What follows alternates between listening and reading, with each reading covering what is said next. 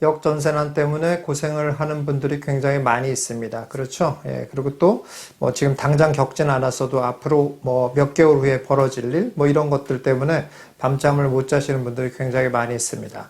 자, 그런데 다시 한번 말씀드리지만 정말 아닌 부동산을 갖고 계신 분들, 그리고 앞으로도 점점 나빠질 게 너무 분명한 그런 부동산을 갖고 계시는 분들은 뭐 매도 외에는 길이 없습니다. 그런 것에 어떤 괜한 희망을 갖지 않는 게 좋습니다. 예, 자, 그런데 그렇지 않은 웬만한 부동산, 그러니까 뭐 예를 들자면 지방이라고 하더라도 그 지방에서 가장 핵심적인 지역에 있는 그런 부동산들, 이런 것들을 갖고 있는 분들, 이런 분들은 사실 그래도 괜찮은, 일단 어쨌든 수요가 꾸준히 있는 곳에 부동산을 가지고 있는 거거든요. 이런 분들에 있어서는 과연 억지로 손해를 보면서까지 매도를 해야 되나? 제가 결론적으로 먼저 말씀드리면 매도를 하지 않는 게 더 낫습니다. 자, 그런데 여기서 이제 큰 고민이 하나 생기죠. 예, 무슨 고민이냐면 일단 역전세난이 났으니까 내 돈을 더 넣어야 되잖아요. 그런데 뭐 예를 들어서 그 지역의 핵심적인 곳이라고 하더라도 이게 뭐 완전히 신축도 아니고 가장 선호하는 그런 정도는 아니고 좀 그래도 한 2등쯤 되는 그런 입지란 말이죠. 이런 곳은 참 애매한 생각을 갖게 돼요. 그렇죠? 예, 그리고 무엇보다도 미래가 없어 보인다는 거죠. 예, 이걸 가지고 있는다고 하더라도 내가 뭐 이렇게 돈을 넣어서 역전세는 어떻게 해서 해결을 한다 하더라도 이게 과연 내가 옳은 것인가? 내가 여기에 더 많은 돈을 들여 넣어서 몇 년을 계속 아무 일도 변화가 없이 이런 것을 가지고 가는 것이 과연 옳은 일인가? 라는 것에 대해서 아주 심각하게 고민이 되는 경우가 있습니다. 자, 이런 분들 어떻게 하면 좋을까요? 예, 이것도 제가 결론적으로 먼저 말씀드리면 가지고 가시는 게 더 좋습니다. 자, 이게 왜 가져가면 좋은지에 대해서 우리가 과거에 비슷한 사례가 있었다면 그 비슷한 사례를 통해서 한번 배워보도록 하겠습니다. 과거에는 어떤 일이 벌어졌을까요? 이런 일이 처음 벌어지는 일일까요? 네, 전혀 그렇지 않습니다. 과거에도 이와 비슷한 일이 뭐 거의 똑같은 일이 벌어졌습니다. 예, 금융위기 이후로 어땠습니까? 금리 올라가고 전세가 하락하고 예, 그리고 앞으로 미래가 전혀 없어 보이고 이런 일이 정말 똑같이 벌어졌습니다. 예, 그리고 제가 상승장 때도 그런 얘기를 또 많이 했었어요. 이런 일들이 벌어질 가능성이 굉장히 높다. 그러니까 주의할 필요가 있다. 이런 얘기를 많이 했어도 그때는 뭐 귀담아 듣는 분들이 없으니까요. 어쨌든 그러니까 그런 것이 반복되고 있는 상황이에요. 그렇다면 그때의 결과를 보면 또 지금의 결과도 어느 정도 예측할 수 있지 않겠어요? 너무 똑같이 진행이 되고 있으니까. 제가 그때 당시에 어떤 조언을 했을 것 같아요? 똑같은 조언을 했습니다. 이렇게. 예, 가져가십시오. 자, 그런데 결과는 어떻게 됐을 것 같아요? 이런 분들이 나중에 결국 부동산 가격이 엄청나게 올라가서 큰 이득을 보는 그런 결과가 벌어졌다라는 뻔한 얘기를 제가 할 것 같습니까? 그런 결과가 안 일어나더라고요. 정말로 아무 일도 벌어지지가 않습니다. 그야말로 매가도 올라가지 않고 전세가도 상승하지 않고 매매도 잘 되지 않고 이런 일이 벌어지게 되더라고요. 그럼 어떻습니까? 그러면 결국 그 가지고 있던 돈을 집어넣은 건 정말 후회할 짓을 한 거잖아요. 뭐 한 거예요 도대체 그동안? 자, 그런데 이게 끝이 아니라는 거예요. 그럼에도 불구하고 돈을 넣고 기다리라고 하는 그 이유는 뭘까요? 결과적으로 더 잘 되기 때문에 그렇습니다. 왜 잘 될까요? 제가 이런 부동산을 가지고 있으라고 해서 얻게 된 이득이 무려 3가지나 있습니다. 아니, 제가 분명히 얘기했잖아요. 이 부동산이 아무것도 움직이지도 않았다니까요. 그런데 어떻게 3가지 이득이 나 있냔 말이에요. 그런데 여러분들, 지금부터 제가 말하는 이 3가지 이득이 이게 실무입니다. 이게 현실이에요. 첫 번째 얻게 되는 실무적인 이득은 뭐냐면은 생각지도 않은 행운을 만나게 된다 이런 얘기예요. 어떤 행운이냐면은 놀랍게도 그 부동산이 하나도 오르지 않고 전세가도 하나도 오르지 않고 이런 상황이었는데 대출이자가 낮아지는 일이 벌어지더라 이런 얘기예요. 여러분, 우리 지난 장에 대출이자가 그렇게 낮아졌다는 게 역대 단 한 번도 경험해 본 일이 아니라니까요. 그랬으니 과연 그 전에 이자가 2%대 뭐 이렇게까지 낮아질 거라고 누가 예상을 할 수 있었겠습니까? 그런데 이렇게 예상하지 못한 일이 벌어지게 된 거예요. 그리고 그런 수혜를 부동산을 갖고 있었던 사람들이 얻게 되더라 이런 얘기예요. 또 그것뿐입니까? 2019년도부터는 전세가가 급등을 하기 시작했습니다. 그러니까 매매가가 급등을 안 했어도 전세가 확 급등을 하면서 그동안의 모든 들어갔던 투자금을 모조리 빼게 되는 그런 일이 벌어지게 되고 또 그런 일을 또 재투자할 수 있는 그런 상황이 벌어지게 되더라 이런 얘기예요. 이렇습니다. 이렇게 부동산 그 자체로서는 큰 이득이 안 난다고 할지라도 어쨌든 그 부동산을 갖고 있음으로써 얻게 되는 이득들이 발생하게 되더라 이런 얘기예요. 두 번째 이득이 또 있습니다. 이런 부동산을 통해서 회수하게 된 또는 생긴 자금을 가지고 가장 빨리 투자할 수 있게 되더라 이런 얘기예요. 네. 여러분들, 네. 뭐 예를 들어서 그렇게 이제 하락한 부동산을 갖고 있고 뭐 전세가 역전세나 때문에 시달리고 했다고 해보세요. 예. 그러면 어떤 일이 벌어지냐면 한 둘 중에 하나 이렇게 갈려지게 됩니다. 어떤 사람이냐면 하나는 예, 이탈을 합니다. 부동산세가 아우 지겨워 하고 완전히 이탈을 합니다. 나 이제 신경 안 쓰고 살래. 완전히 이탈을 합니다. 그런가 하면 절반 정도 되는 부류는 어떻게 되냐면은 계속 고생을 하면서 뭐가 되냐면 눈을 떠지게 됩니다. 부동산에 대해서 눈을 뜨게 돼요. 그럴 수밖에 없게 되잖아요. 예, 왜 그래요? 자기가 고생을 하고 있으니까 자꾸 공부하게 되고 관심을 갈 수밖에 없게 되잖아요. 그래서 본인의 잘못도 반성하게 되고 다음엔 이러지 말아야 되지, 이럴 때 이렇게 해야 되는 거지, 이런 것들을 알게 된다 이런 얘기예요. 게다가 자, 대출이자가 떨어졌다고 그랬잖아요. 이런 대출이자가 떨어진 거를 가장 먼저 아는 사람은 누굴 것 같습니까? 부동산을 갖고 있는 사람들이 가장 먼저 알게 된다 이런 얘기예요. 왜 그러냐면 여러분 보세요. 아파트에만 가도 어떻습니까? 우편하면 막 쌓이잖아요. 대출 받아가세요. 대출 받아가세요. 대출 받아. 그런 우편물들이 쌓이잖아요. 근데 거기에 다 뭐라고 써 있습니까? 소유자분 보세요. 이렇게 써 있잖아요. 예. 그러니까 세입자로 사는 분들은 이런 게 눈에 들어올 리가 있습니까? 안 들어와요. 예. 소유자 보라는데. 예. 신경도 안 쓰게 돼요. 그러나 소유자는 어떻습니까? 예. 소유자는 눈이 확 떠지는 거죠. 오? 그래? 이렇게 돈을 준단 말이야? 이렇게 싸게 준단 말이야? 한번 알아볼까? 이런 생각이 안 들겠습니까?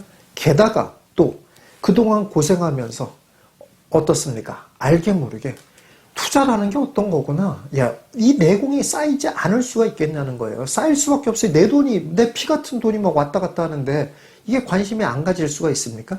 그러니 당연히 내공이 올라가요. 예, 그래서 어디가 돈 되고 어디가 안 되고 어떤 걸 사면 되고 어떤 건 사면 안 되고 라는 거를 알게 되더라 이런 얘기예요. 자, 여러분 보세요.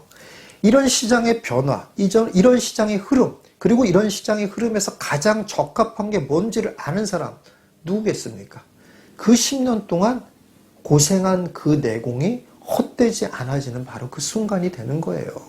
괜히 고생한 게 아니더라 이런 얘기예요. 아무것도 모르는 사람들, 부동산에 전혀 관심 없던 사람들, 이런 사람들은 언제 부동산 알게 됩니까?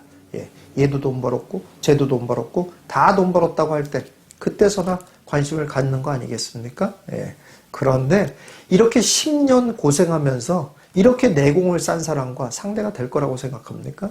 상대가 안 되는 건 다른 게 아니에요. 뭐가 이런 거를 아는 거에 이런 거를 모르는 게 아니에요. 뭐가 상대가 안 되냐면 그거를 실천할 수 있는 능력이 상대가 안 되는 거예요. 모르는 사람은 실천이 됩니까? 억대를 넣어야 되는데 덜덜덜 떨려요. 그리고 에이 떨어지겠지. 와, 이건 하면 이렇게 뒤돌아서죠. 그런데 10년 고생해 본 사람은 알거든요. 아, 이거 사야 돼. 이게 알게 되는 거야. 그 내공이 만들어지게 되더라 이런 얘기야. 다시 말해서 이 흐름의 변화를 판단할 수 있게 되고 그런 흐름의 변화에 본인이 쌓아놓은 내공을 이용해서 그 흐름의 변화를 아주 유리하게 본인에게 유리하게 활용할 줄 아는 능력이 생겨나더라 이런 얘기예요. 세 번째 효과는 뭐냐면은 돈을 파킹하는 효과가 있습니다. 예. 여러분 이게 별거 아닐 것 같죠. 이게 바로 실물을 모르는 사람과 실물을 아는 사람의 아주 명백한 차이입니다. 여러분 이성적으로 한번 생각을 해보세요. 돈을 내가 예를 들어 한 1억을 넣어놓고 10년 있다 1억 받는다고 한번 생각해 보세요. 이런 만약에 금융상품이 있다고 한번 해보세요. 10년 동안은 절대 해지가 불가해요. 예. 만약에 해지하고 싶으면 1억 날려야 돼요. 그리고 이자 한 푼도 주지 않아. 이런 금융상품 한번 판다고 한번 해보세요. 이거 사는 사람이 있을까요? 미쳤죠. 아무도 안 합니다. 그런데 여러분들 만약에 그런 금융상품이 있다라고 하면 그래도 바보처럼 그런 금융상품을 만약에 가입하지 않습니까? 이 사람은 10년 후에 반드시 잘했다라고 생각합니다. 본인이. 왜 그런 줄 아십니까? 그 돈을 파킹한다는 효과가 생각보다 현실에서는 매우 큰 효과를 발휘합니다. 여러분 잘 아시죠? 도박하는 사람들의 최대 목표 뭡니까? 예, 본전이죠. 예. 본전이 최대 목표예요. 예. 근데 그럴 거면 안 하면 되잖아요. 왜 할까요? 예. 그러니까 손해를 보면 그 본전이 얼마나 귀중한 거를 알게 됩니다. 여러분 이렇게 오르지 않는 것이 있다라고 하면 아무도 안 할 거잖아요. 그래요. 그러니까는 그 돈 그냥 은행에다만 넣어놔도 은행 이자를 줍니다. 그래서 은행에다 넣어놨다고 한번 쳐보세요. 자, 그래서 뭐 이렇게 계산을 한번 해보죠. 자, 부동산 도저히 오르지 않을 것 같아가지고 이 부동산 억지로 손해보고 팔고 현금이라도 찾았는데 뭐 투자할 것도 없잖아요. 그래서 현금 보관해 뒀다고 칩시다. 그러면 은행 이자라도 올라가니까 훨씬 더 이득이 되는 거 맞죠? 그런데 놀랍게도 절대 이득이 안 된다는 거예요. 차라리 그 부동산을 갖고 있는 사람이 낫더라 이런 얘기예요. 왜? 현금을 넣어놓은 사람은 그 현금을 가만히 절대 안 놓거든요. 예, 어떻습니까? 꼭 주식합니다. 예, 그래서 꼭 말아먹고 꼭 코인해서 꼭 말아먹습니다. 예, 안 그러면 또 놀라운 일이 벌어지죠. 무슨 일이 벌어집니까? 참 돈 냄새를 기가 막히게 맡고 오는 사람들이 있습니다. 예, 친척이 어려운 일이 생깁니다. 가족 중에 어려운 일이 생깁니다. 꼭 친구 중에 어려운 일이 생깁니다. 돈 꿔달라는 사람 꼭 생겨요. 예, 그러면 안 꿔줄 수 없는 상황이 벌어지는 경우가 굉장히 많습니다. 근데 저한테 상담하러 오는 분들도 그런 분들이 굉장히 많아요. 제가 막 상승장 때 이거는 진짜 사면 안 됩니다. 지금은 이런 거 사면 안 되고 그냥 기다리셔야 됩니다. 이렇게 말하는 경우도 굉장히 많거든요. 왜냐하면 그 금액에 적당한 투자처가 없어요. 그럴 때는 저는 이제 하지 말라고 그러거든요.